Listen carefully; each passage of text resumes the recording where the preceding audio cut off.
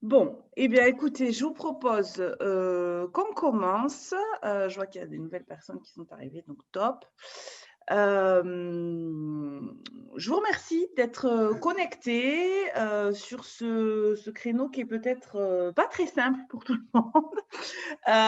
Mais merci beaucoup de vous être connectés. Donc, suite à une réunion avec les membres de la Factory RH, bah, après le 29 janvier, donc date de l'actualisation du protocole sanitaire, il a semblé pertinent aux copilotes de proposer ce format-là pour parler de ce qui a été modifié, de nouvelles obligations, etc. Et donc, on avait déjà fait un format comme ça, avec Monsieur Deblonde de la Direct qui nous fait le plaisir d'être à nouveau là avec nous. Et puis donc, on a souhaité le ressolliciter pour vous donner ces informations-là. On a Jérémy Reynaud qui est aux ressources humaines de Rakuten DX, qui va aussi nous partager un petit peu lui comment il met en application, qu'est-ce qui a posé quelques difficultés, qu'est-ce qui a, enfin, est-ce qu'il a des petites techniques pour faire certaines mises en œuvre. L'idée, on est peu nombreux, c'est vraiment d'échanger. Donc, n'hésitez pas, vous aussi, si, bon, évidemment, si vous avez des questions, mais aussi si vous avez des choses à nous partager, des petits retours d'expérience. On est là pour ça. Donc, je vais assez rapidement laisser la parole à Olivier Deblonde, qui va se présenter beaucoup mieux que ce que je ne pourrais faire. Donc, Olivier, parole à vous. Merci beaucoup encore d'être avec nous. Je vous en prie. Bonjour à toutes et à tous. Merci de votre invitation. C'est l'occasion d'échanger avec vous et surtout s'agissant de la réalité de la situation dans vos entreprises respectives. Comme vous l'avez dit, moi je représente la direction régionale du travail, plus précisément l'unité départementale de la Haute-Garonne. Et je suis responsable d'un service de contrôle de l'inspection du travail qui comprend 9 agents de contrôle de l'inspection du travail, 9 inspecteurs du travail. Sachant qu'en Haute-Garonne, vous avez 5 unités de contrôle qui interviennent sur l'ensemble des entreprises. Ça représente une cinquantaine de contrôles sur le département. Je peux présenter les éléments d'information que je souhaitais porter à votre connaissance ou vous souhaitez Bien sûr, intervenir à nouveau? bien sûr, allez-y, là, je vous laisse la main, il y a pas de souci. Bon, rapidement, je peux vous faire une présentation assez générale du cadre juridique. Et puis, ce sera surtout l'occasion de répondre à vos questions, puis d'échanger avec vous. Peut-être je commencerai par rappeler les obligations respectives qui pèsent à la fois sur les employeurs et les salariés en vertu du contrat de travail qui était conclu entre les deux parties. Donc, il y a une obligation de sécurité qui pèse sur l'employeur. C'est une obligation de moyens renforcés pour assurer la santé et la sécurité des salariés dans le cadre de l'exécution de leur contrat de travail. Et puis, du côté des salariés, chaque salarié a aussi une obligation de prendre soin de sa santé, de sa sécurité, de celle des autres. Donc, il y a un régime d'obligation synalagmatique entre les deux parties, sachant que le principe de responsabilité du salarié n'a pas d'incidence sur la responsabilité incombant à l'employeur. Donc, pour assurer son obligation de sécurité dans l'entreprise, le chef d'entreprise doit prendre toutes les mesures de prévention nécessaires et appropriées pour ajuster sa politique de sécurité en fonction des situations de danger, des situations de risque qu'il aura pu identifier dans l'entreprise. Donc, pour assurer cette politique de sécurité, le Code du travail prévoit ce qu'on appelle les principes généraux de prévention. Vous avez un article en fait qui définit 9 principes généraux de prévention qui doivent s'appliquer par ordre croissant, enfin, par ordre d'importance. Et le premier principe, en fait, c'est d'éviter les risques. Et ainsi de suite, vous allez avoir une déclinaison de 9 principes généraux de prévention. Le deuxième principe qui est très important, c'est l'évaluation des risques professionnels. En fait, il appartient à chaque employeur de procéder à l'évaluation de l'ensemble des risques professionnels auxquels sont exposés les salariés. Au travers de cette démarche d'évaluation des risques, cette démarche sera formalisée dans le document unique d'évaluation des risques professionnels. Donc par rapport au contexte de l'épidémie de la Covid-19, il appartient à chaque employeur d'évaluer l'ensemble des risques d'exposition, de contamination, et de mentionner dans le document unique les mesures de prévention qui sont mises en place dans l'entreprise. Donc, le deuxième principe, c'est évaluer les risques professionnels. Et voilà, vous avez 9 principes généraux de prévention. Bon, il y en a un autre qui est important, c'est privilégier la protection collective par rapport à la protection individuelle, notamment au travers des masques. Voilà, il faut que l'employeur en fait privilégie à chaque fois que cela est possible la protection collective. Ce qui est très important aussi, c'est d'associer la représentation du personnel. Les entreprises en fait qui disposent d'un comité social et économique. C'est très important d'associer les représentants du personnel à la réflexion collective, à la stratégie mise en place dans l'entreprise pour caler au plus près de la réalité des situations de terrain les mesures de prévention les plus adéquates. Et puis, bien sûr, l'information des salariés est cordiale pour avoir une communication la plus optimale possible et que les échanges avec chaque salarié concerné puissent être aussi riches que cela est possible. Donc ça, je vous ai défini en fait le cadre juridique de la législation du travail de manière générale applicable à la santé et à la sécurité au travail. Par rapport à l'épidémie de la Covid-19, il y a un certain nombre de recommandations qui ont été formulées dans ce qu'on appelle les protocoles nationaux des entreprises. Et puis dans d'autres documents, je crois que le Syntec a lui-même élaboré un guide pratique. Il a pu également participer à l'élaboration de fiches métiers avec le ministère du Travail. Donc, tous ces guides, ces recommandations relèvent de ce qu'on appelle le droit souple. Si vous voulez, ce n'est pas le même régime juridique qui s'applique au travers du Code du travail, des conventions collectives. C'est en fait un régime spécifique à l'épidémie de la Covid-19 qui n'a pas la même portée juridique en fait que les dispositions du Code du travail, les dispositions de la convention collective. C'est un régime qui intervient parallèlement. Pour autant, les entreprises doivent appliquer autant que faire se peut l'ensemble des recommandations émises dans les différents protocoles. Voilà pour une présentation générale. Je ne sais pas si à ce stade, il y a des questions, des interrogations, des remarques. Non, c'est clair. Allez, moi j'ai une première question. Alors c'est vrai que le protocole national sanitaire prévoit des dispositions sur le télétravail où en fait finalement donc, il est demandé aux employeurs que donc le télétravail se fasse une journée par semaine sur volontariat en tout cas sur demande des salariés. Et la question que je me posais dans l'application de ces règles, c'est que, vous savez, en pratique aujourd'hui, beaucoup de nos salariés commencent à en avoir un peu marre, des fois, certains en tout cas, du télétravail et ont vraiment envie des fois de revenir, en tout cas un peu plus fréquemment. Comment, en gros, concrètement, on peut appliquer, comment on peut s'adapter, comment vous voyez les choses par rapport à l'application de cette règle en pratique, même si c'est des choses, vous avez parlé des représentants du personnel, hein, c'est des choses qu'on partage avec eux.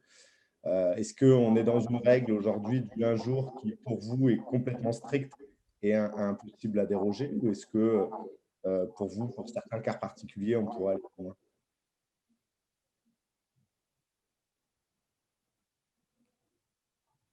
De manière générale, si vous voulez, la mise en œuvre du télétravail, elle n'est pas évidente dans les entreprises. Après, là, c'est vrai que, alors moi, je ne sais pas quelle est la réalité dans votre secteur d'activité. Peut-être que vous y aviez plus recours hors Covid. C'est peut-être une organisation du travail qui était déjà présente dans vos entreprises. Après, là, ce qui se passe en fait avec l'épidémie de la Covid-19, il y a une généralisation de ce qu'on a appelé le travail occasionnel à distance. Bon, ça s'apparente à du télétravail, mais ça s'est fait, de mon point de vue, de manière plus précipitée, plus généralisée. Après, à titre personnel, ça c'est une opinion personnelle, je pense que dans chaque entreprise, il faut que vous soyez capable d'identifier les différents profils de salariés. Je pense par exemple à des personnes qui seraient vulnérables, en fait, qui présenteraient une vulnérabilité. Donc, je pense que la politique de prévention, elle doit un petit peu être individualisée, prendre en compte les situations de chacun de vos collaborateurs. C'est vrai qu'à l'heure actuelle, les pouvoirs publics, le ministère du Travail demande à ce que les salariés soient en télétravail 5 jours, enfin l'intégralité de leur temps. Bon, après, ça sous-tend que l'ensemble de leurs tâches soient télétravaillables. Ce n'est pas non plus toujours évident. Si vous êtes amené à recevoir des clients, enfin, il y a quand même toute une part de l'activité qui est non télétravaillable. Ça, c'est un premier critère. Après, le deuxième critère, effectivement, ça va être aussi les conditions de réalisation du travail dans la sphère personnelle. Là, il y a des fortes disparités d'une personne à une autre. Il y a des enfants présents, enfin, voilà, les sphères individuelles, personnelles sont très différentes d'une personne à une autre. Et puis, effectivement, si la personne a la possibilité de revenir un jour par semaine dans l'entreprise, après, c'est à vous de vous organiser dans l'entreprise pour permettre la réalisation du travail en présentiel en sécurité par rapport aux risques sanitaires. Mais en tout état de cause, c'est pas conseillé qu'il y ait majorité de jours en présentiel au détriment du télétravail. C'est quand même important de privilégier toujours la mise en œuvre du télétravail. Et puis, il y a les risques psychosociaux, les situations d'isolement qui peuvent être aussi ressenties de manière négative par certaines personnes. Donc, ça peut aussi être plus difficile pour ces personnes-là à être en capacité de bien faire leur travail à la maison. Donc, c'est aussi un argument supplémentaire pour davantage équilibrer les temps de présence et les temps de télétravail pour trouver un compromis individuel et faire en sorte qu'il n'y ait pas de situation dans un contexte déjà très dégradé, qu'il n'y ait pas de surexposition ou d'altération de la santé mentale aux collaborateurs. Merci. Merci pour vos réponses, très clair. Merci. Je vous en prie. Est-ce qu'il y a d'autres questions sur justement l'équilibre là, temps en entreprise, télétravail ou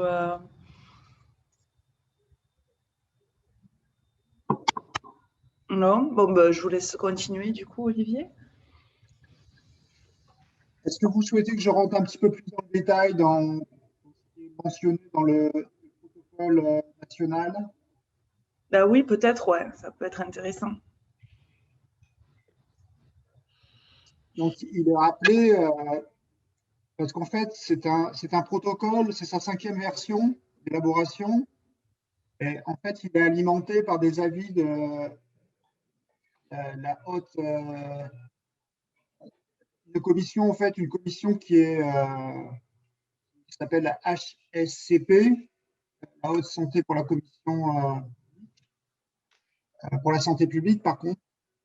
Et en fait, elle a été enrichie de divers éléments, notamment s'agissant du port du masque. Il y a certaines catégories de masques qui ne sont plus préconisées à l'heure actuelle, à savoir les masques grand public qui ne présentent pas une capacité de filtration supérieur à 90%. Tous ces masques grand public n'ont plus vocation à être utilisés dans les entreprises. Et puis, une autre mise à jour qui a été effectuée consiste en l'augmentation de ce qu'on appelle la distanciation sociale entre deux personnes, donc qui a été portée à 2 mètres sans port de masque. Parce qu'après, dans les entreprises, en fait, dans les bureaux individuels, un salarié peut s'exonérer du port du masque s'il n'est pas en contact avec une autre personne, un salarié ou un client. Et la distance aussi a été modifiée, même avec le port du masque. Les personnes sont censées respecter une distanciation d'1 mètre. Voilà. Après, bon, le travail, je précisais en fait que la règle, c'est une généralisation maximum du télétravail dans les entreprises. Il était également souligné dans ce nouveau protocole l'importance de renforcer l'aération des locaux. C'est important aussi de bien faire vérifier vos installations de ventilation mécanique. Que vous ayez des systèmes de ventilation qui soient vérifiés. C'est important que ces dispositifs de ventilation fonctionnent parfaitement. Il a été rappelé également l'interdiction d'obliger les salariés à effectuer des tests dans les entreprises, des tests rapides. Il faut que ça reste sur la base du volontariat pour les salariés concernés. Et puis, il a été également rappelé dans le protocole qu'en fait, il appartenait à chaque personne, si elle avait des symptômes ou pas, de surveiller sa température, mais en aucun cas, en fait, les entreprises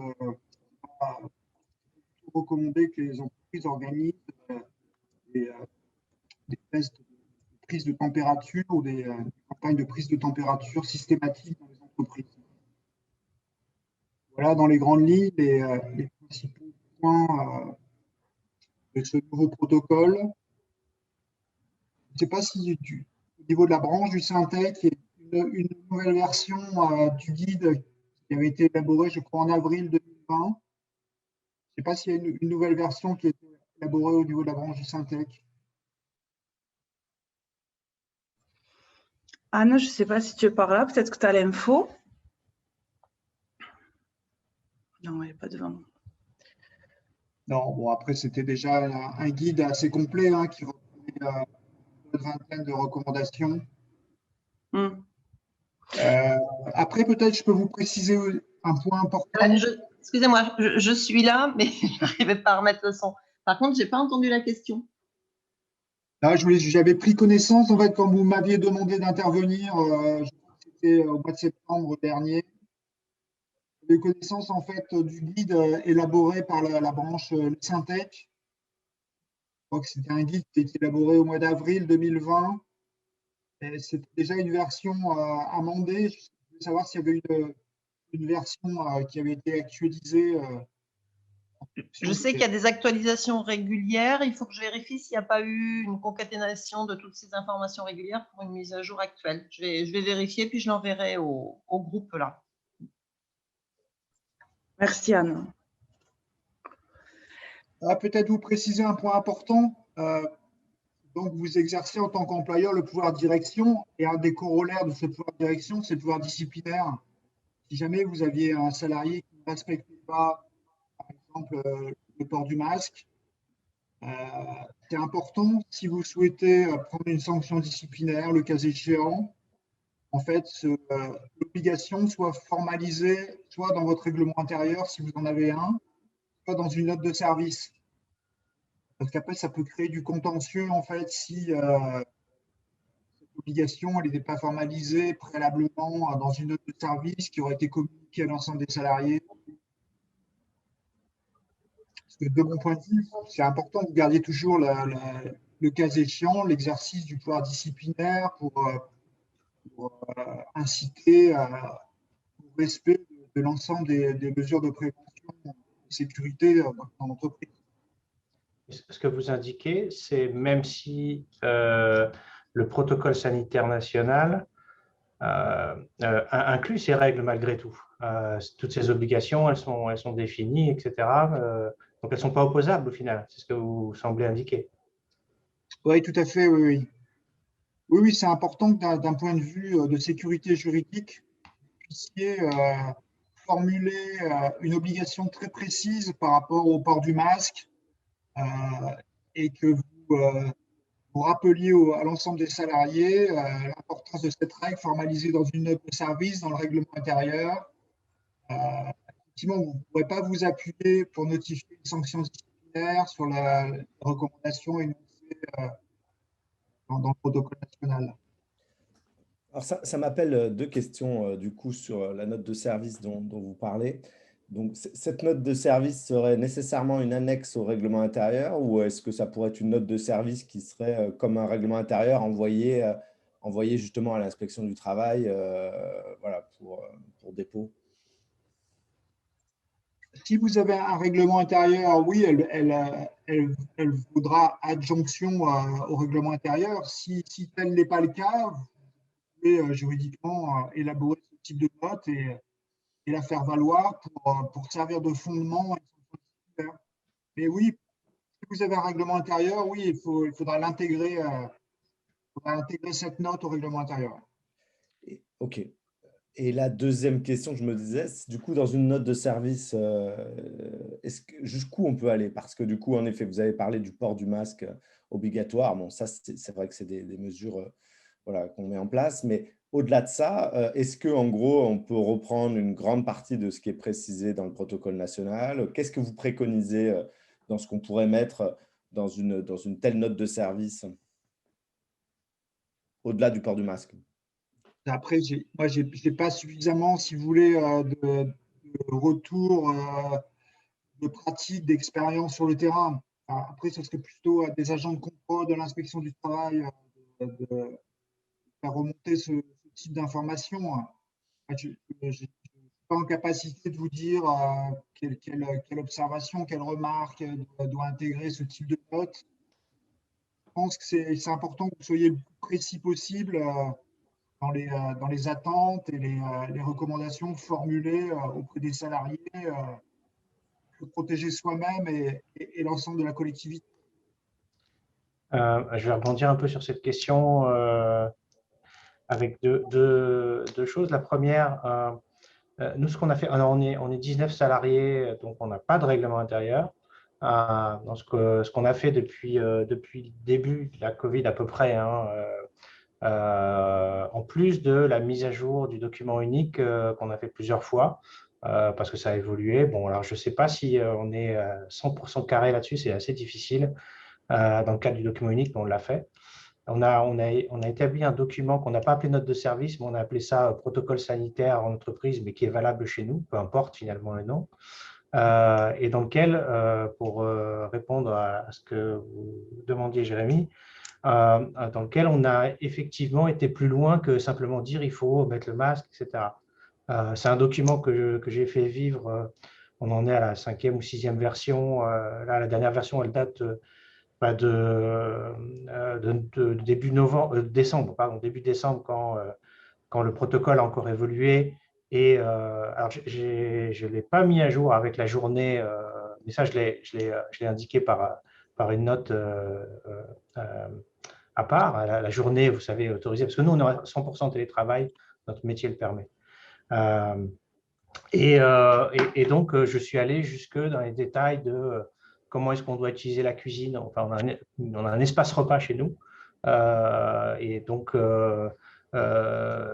voilà, vous avez le droit ou pas d'utiliser le lave-vaisselle, genre toutes ces informations-là, je les ai indiquées parce qu'effectivement, il me semble que c'est important d'avoir… Alors moi, ce n'est pas pour un sujet juridique, clairement, que je l'ai fait à la base.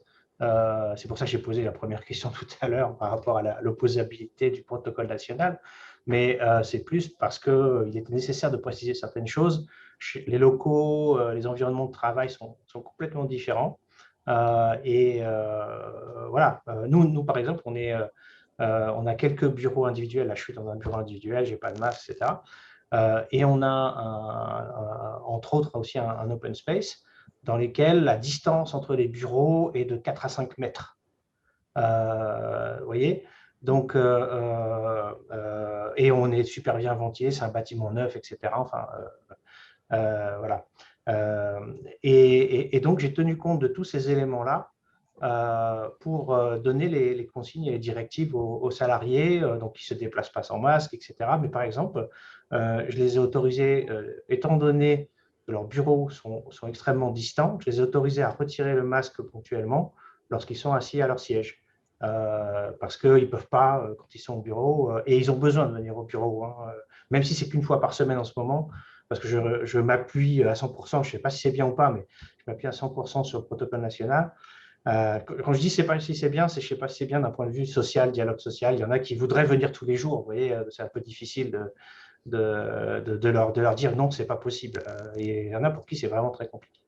Bref, voilà, je suis allé dans le détail de tous ces points-là, les espaces de circulation, voilà, les bureaux individuels évidemment, et plein d'autres choses pour,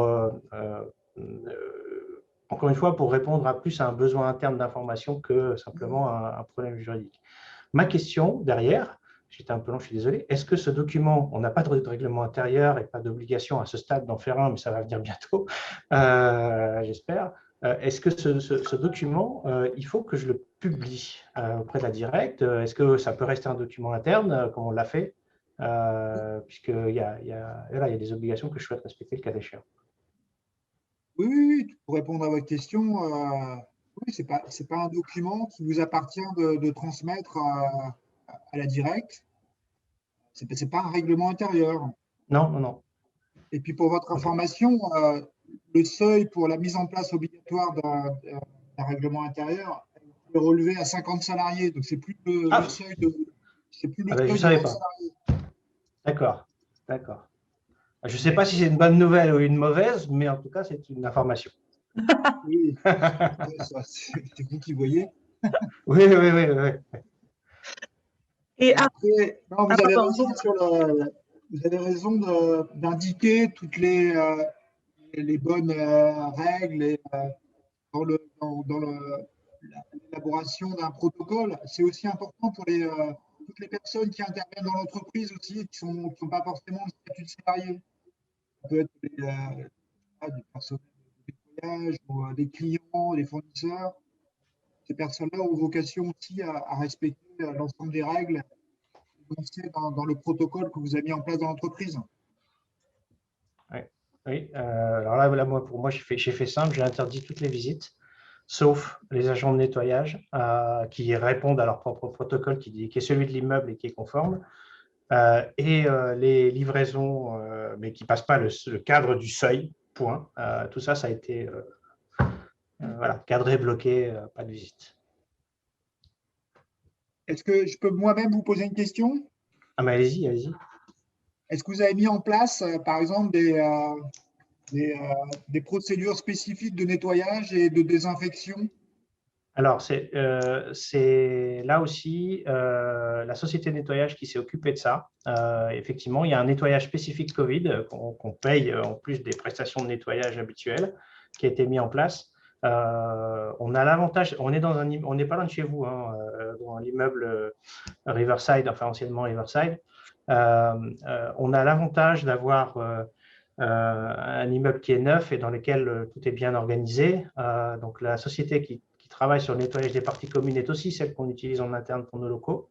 Et le propriétaire de l'immeuble leur a demandé de proposer des protocoles de nettoyage renforcés qu'il appartiendrait aux sociétés dans leurs locaux de souscrire au pas, ce qu'on a fait. Donc, concrètement, on a diminué en fait la prestation de nettoyage normale parce qu'il y a beaucoup moins de monde dans les locaux, donc on n'a pas besoin. Les poubelles ne sont pas relevées tous les jours parce qu'il n'y a pas de nécessité, les poubelles à papier, etc. En revanche, on a ajouté des prestations de nettoyage Covid, qui elles sont faites tous les jours avec des nettoyages de portes et ce genre de choses. Voilà. Merci. Oui. Tout à fait. Et ça, je l'ai indiqué dans le document d'ailleurs. Est-ce que, Arnaud, ce document, comment, pour ton retour d'expérience, comment il a été un peu vécu quand tu l'as diffusé? Est-ce qu'il y a eu des difficultés ou... Absolument pas. Alors, quand je l'ai diffusé, alors je l'ai envoyé d'abord au CSE et puis à une autre personne hors CSE juste pour avoir des avis avant de le diffuser. Sachant que d'autorité était dans mon droit de le faire, à partir du moment où le document est conforme, je n'avais pas besoin de le faire. Mais, j'ai eu absolument aucun retour négatif sur le contenu de ce document. En fait, je pense que les seules choses qui ont vraiment posé problème, ce n'est pas le document. Il y a certains moments où, par exemple, j'ai là aussi suivi les recommandations. Il y a une période où on était à 100% de télétravail, sans possibilité de venir au bureau. Et c'est ça qui a posé problème, en fait. Ce n'est pas le respect des contraintes sanitaires.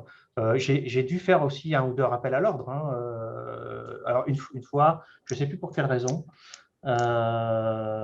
j'étais en train… Ah oui, parce qu'on avait eu une alerte sur la porte. On a des caméras qui regardent la porte extérieure, dans le respect de la confidentialité, évidemment. Et j'ai eu une alerte là-dessus, donc je me suis amusé à regarder les caméras. Et j'ai vu un de mes salariés, sans masque, plusieurs fois, se balader et parler à d'autres personnes. Donc, il a eu droit à un rappel à l'ordre sérieux, cette personne. Mais le document en lui-même, c'est passé vraiment comme une lettre à la poste parce que alors après, j'ai essayé de l'écrire de façon à ce que ce ne soit pas vécu comme quelque chose de coercitif plus que ça devrait l'être. Je l'ai rédigé de façon, on va dire, axé sur l'attention, voilà, sur l'attention portée aux gens et pas comme un règlement intérieur, justement, je n'ai pas voulu appeler ça, de toute façon, on n'est pas un, mais, ou note de service, c'était important, j'ai appelé ça protocole sanitaire, tu vois, dans l'introduction du document, j'ai mis un petit paragraphe pour expliquer la démarche. Il faut qu'on soit tous solidaires, c'est le Covid, machin, patin couffin. Tous ces éléments-là, c'est important pour comprendre les raisons pour lesquelles on fait ça. Les raisons qui ne sont pas simplement parce qu'on nous les impose. Au final, je pense que le contenu est important. La façon dont on rédige est aussi important, à mon sens, surtout sur des choses qui peuvent être mal vécues. Encore une fois, moi, j'ai eu des salariés qui, au bout d'1 mois chez eux, dans un petit appartement en centre-ville, parce qu'il y en a quelques-uns qui sont comme ça, pas tous, mais là, il y en a qui ont la maison à la campagne, c'est tranquille. C'est chez soi, dans ce cas-là, c'est plus facile. Mais petit appartement avec un seul ordinateur, avec le conjoint ou la conjointe, etc., tout ça mis bout à bout, pendant 1 mois, c'est invivable, c'est irrespirable. Et c'est surtout ça qui a posé des problèmes, beaucoup plus que ce qu'il pouvait y avoir dans le protocole. Et ça, je n'ai pas eu de problème de compréhension vis-à-vis de tout ça. D'accord. Bon, voilà. Merci. Est-ce qu'il y en a d'autres qui ont mis en place ce genre de documents ou pas et qui veulent partager peut-être des… Ouais, Jérémy? Ouais, je veux bien partager sur le sujet, mais je veux bien aussi que d'autres témoignent. Donc, avant, peut-être, si d'autres veulent témoigner, puis je témoignerai après. Agnès, je vois que tu as allumé le micro. Oui, nous, on fonctionne beaucoup en collaboratif à tout point de vue, au niveau de notre activité de développement de logiciels, mais au niveau de toutes les décisions. Donc là, tout ce qui est protocole sanitaire, ça a été un groupe de travail qui a été monté, où le chef de file du groupe de travail est le représentant CSE. On a monté, puisqu'on est parti au télétravail généralisé tout de suite, parce qu'il y avait déjà beaucoup de télétravail dans notre entreprise et qu'on avait déjà tous les outils, notamment Teams, tout ça. On a créé un canal Teams spécifique sur le Covid-19 où tous les salariés sont accès à ce canal. Donc, dès qu'il y a une nouvelle partagée par qui que ce soit, il y a la possibilité de le partager sur le canal. Et effectivement, on a fait un groupe pour essayer d'étudier les risques, de trouver les parades, qu'on a mis un petit onglet spécial dans le document unique. Mais après, ce qu'on fait régulièrement, c'est au niveau de notre réunion du lundi. C'est une réunion où on partage toutes les informations, toutes les nouvelles de l'entreprise. Régulièrement, on fait des rappels, sachant que cette réunion fait l'objet de comptes rendus qui sont mis sur l'intranet. Donc, il y a des rappels réguliers. Alors nous, les difficultés que ça nous pose, ce télétravail un peu généralisé sur le long terme, c'est exactement ce qu'ont pu partager d'autres. Ce sont tous nos jeunes diplômés, ou soit qui sont en alternance, soit qui sont jeunes diplômés qui sont recrutés, qui vivent dans des espaces extrêmement restreints, en centre-ville ou pas, et qui finalement commencent à développer des pathologies liées au trop grand télétravail. Et on a eu même des arrêts maladie. Il y en a un, on ne sait pas si c'est lié, mais à chaque fois qu'on le voyait sur les réunions en visio, il était toujours avec une cigarette à la bouche. Et aujourd'hui, il nous a fait un AVC avec œdème au niveau du cerveau. Ça fait maintenant 3-4 mois, il est toujours en arrêt. Et parce qu'on attend que l'œdème dégonfle et on ne sait pas du tout s'il va récupérer ses fonctions. Alors, on ne sait pas si c'est lié à l'abus de cigarettes, mais en tous les cas, on a des pathologies de ce type qui ont été développées. D'autres qui sont partis en dépression, ben là, il est revenu. Isolement, parce que éloigné de toute sa famille, vivre dans des espaces restreints.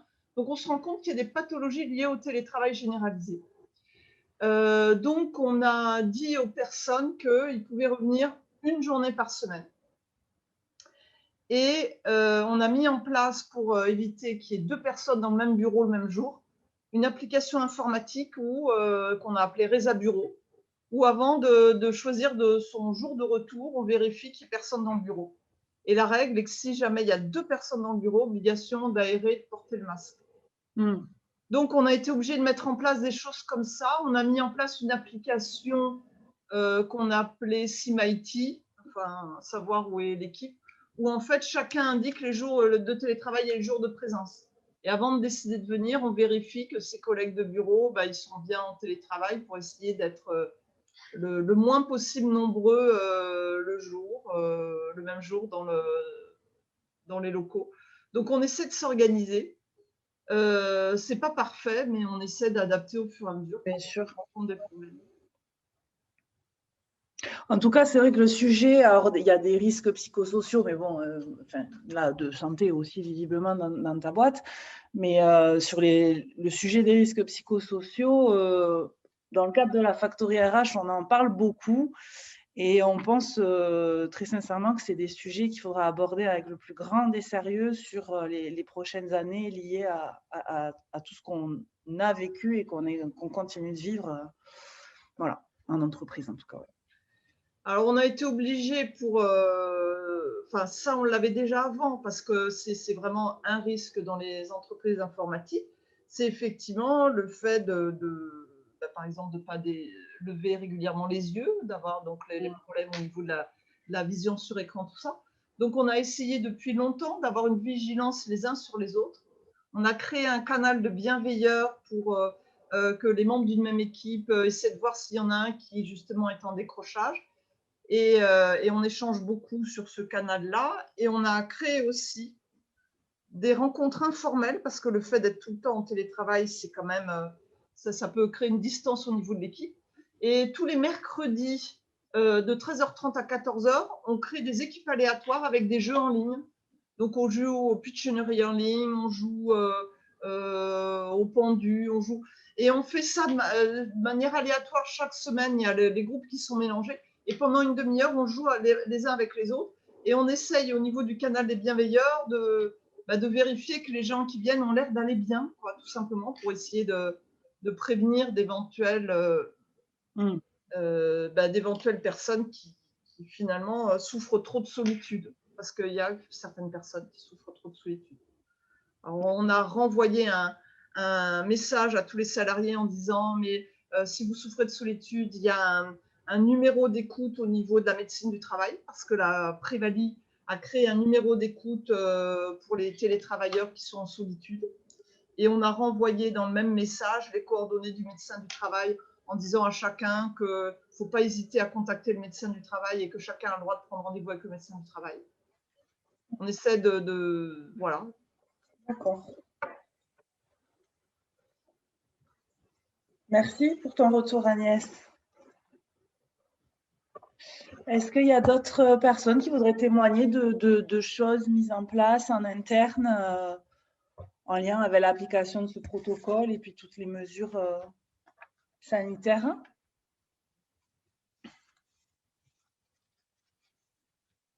Non, Jérémy, tu voulais… Oui. Merci Agnès là, pour ce témoignage, c'est intéressant. D'ailleurs, je serais intéressé si tu peux partager le téléphone notamment dédié là, pour les télétravailleurs dont tu parles. Ça, c'est quelque chose. Oui, on est chez Prévali, donc c'est Prévali, mais la médecine du travail, on a une agence à Lyon. Aussi à Lyon, ils ont créé un numéro d'écoute. Donc, je ne sais pas si vous êtes chez Prévali. Non, alors nous, on est chez la Métra, mais il faudrait que je me renseigne parce que ça, je trouve que c'est une belle initiative. Donc, même, en tout cas, s'ils ne le font pas, de leur proposer, enfin, en tout cas, leur suggérer. OK. Moi, peut-être le témoignage que je pourrais faire, c'est juste peut-être voilà, comme Agnès, on a eu une approche assez collaborative sur les protocoles sanitaires applicables dans notre entreprise. Voilà, comme Arnaud, on a eu également différentes versions de ce protocole. Donc, quand je parle d'approche collaborative, c'est qu'on a agi aussi également en groupe de travail et aussi avec le CSE. C'est-à-dire qu'on a associé nos salariés justement à ces protocoles parce que c'est des restrictions quand même importantes et on souhaitait justement partager ça avec les salariés pour que ça soit mieux accepté. Donc ça, c'est la démarche qu'on a pu faire. On a fait également la même chose en parallèle avec le CSE. Et ce qui fait qu'aujourd'hui, ces protocoles, ils sont plutôt bien acceptés. Donc nous, nos protocoles aujourd'hui, globalement, les grandes mesures, c'est port du masque obligatoire dans les locaux. C'est également, nous, on a un quota de présence maximum. Aujourd'hui, moi, sur mon entreprise, on est à peu près 60. On a un quota de 25% qu'on a fixé, qui est lié à des guidelines du groupe Rakuten, qui nous demande aussi de fixer ça. Et parce que, voilà, aujourd'hui, de toute façon, le respect des 2 mètres, on est clairement large au regard de nos locaux. Mais du coup, on s'est fixé une contrainte supplémentaire avec ce quota, ce qui fait qu'en gros, on a maximum 19 salariés dans nos locaux. Donc, le respect des 2 mètres est bien respecté. Donc, voilà, il y a ce sujet de présentiel. Les salariés s'inscrivent sur une plateforme présentielle. Donc, ils ont la possibilité de revenir une fois par semaine, conformément au protocole national, une fois par semaine s'ils sont volontaires. Donc, l'idée, c'est en tout cas de réunir les équipes au moins une fois par semaine et de commencer à les réhabituer à venir progressivement, même si c'est limité quand même une fois par semaine.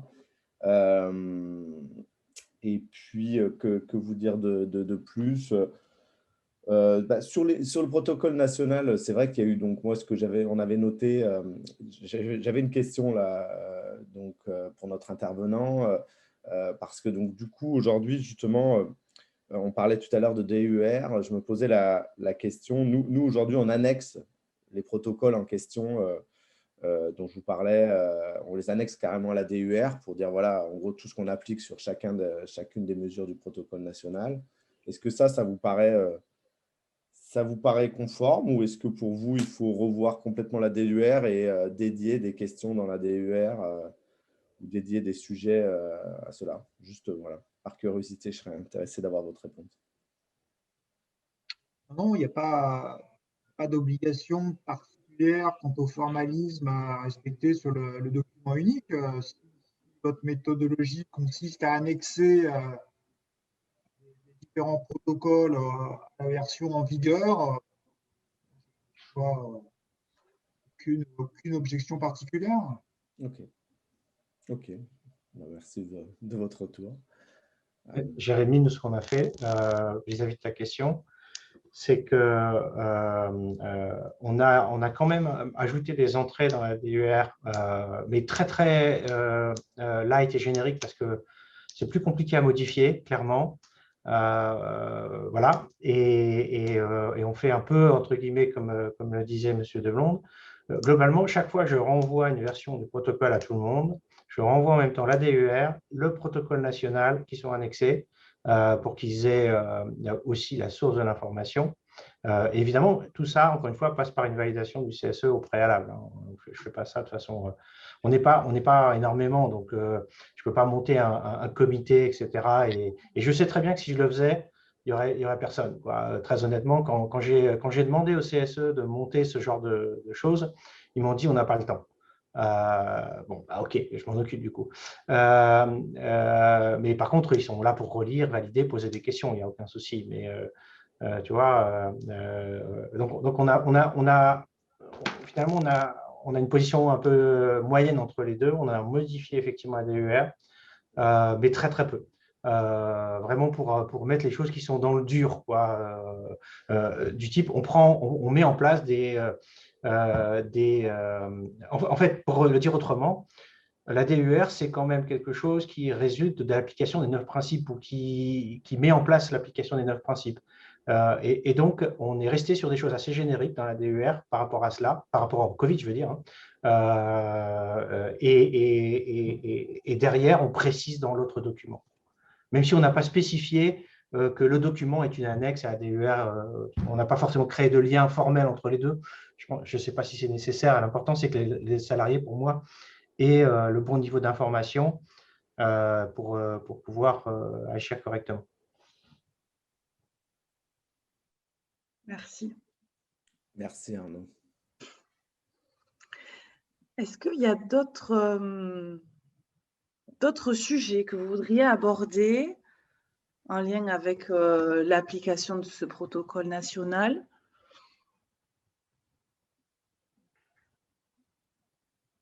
Non.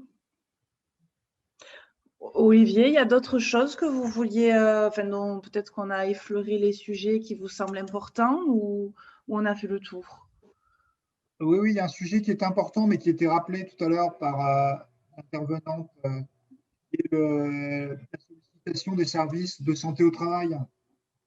C'est important cette période de solliciter les services de santé au travail, vraiment être de bons conseils par rapport à tous les enjeux en termes médicaux qui peuvent se poser, et notamment par rapport aux situations d'isolement que peuvent rencontrer certains salariés. Et puis, il y a peut-être un sujet, je ne sais pas comment ça a été appréhendé dans vos entreprises, c'est la désignation d'un référent Covid. Finalement, c'est le chef d'entreprise qui s'occupe de s'assurer de la bonne mise en œuvre de l'ensemble des règles, des recommandations. S'il y a un salarié qui a été désigné, comment ça se passe dans les entreprises? Alors, est-ce qu'il y en a qui ont des retours là-dessus? Oui, alors c'est le groupe Covid. Pour nous, comme c'est le chef de file, c'est le représentant CSE le plus actif. C'est un petit peu lui, finalement, le chef de file de ça. D'accord. Mais je suis étonnée que les représentants CSE disent qu'ils n'ont pas de temps parce qu'ils ont quand même des heures. Nous, ici, tous les informaticiens ils pointent sur les heures CSE. Donc, théoriquement, ils ont un crédit d'heure. Donc,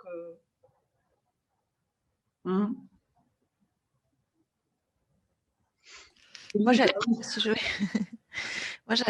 bonjour à tous. Bonjour. Merci pour vos interventions déjà. Je vois qu'on partage un peu tous les mêmes problématiques et c'est vrai que je rejoins l'intervention aussi d'Agnès concernant la problématique du télétravail et de l'isolement. Aujourd'hui, je trouve que c'est quand même très compliqué, assez lourd à gérer pour l'employeur, à la fois de devoir mettre en place du télétravail massivement et puis de l'autre côté de s'assurer qu'en télétravail, tout le monde soit dans un bon état moral. C'est assez lourd quand même, je trouve. Et bon, donc on fait comme on peut, mais voilà, la réponse à une problématique, c'est la contre-réponse à l'autre, donc c'est un peu difficile.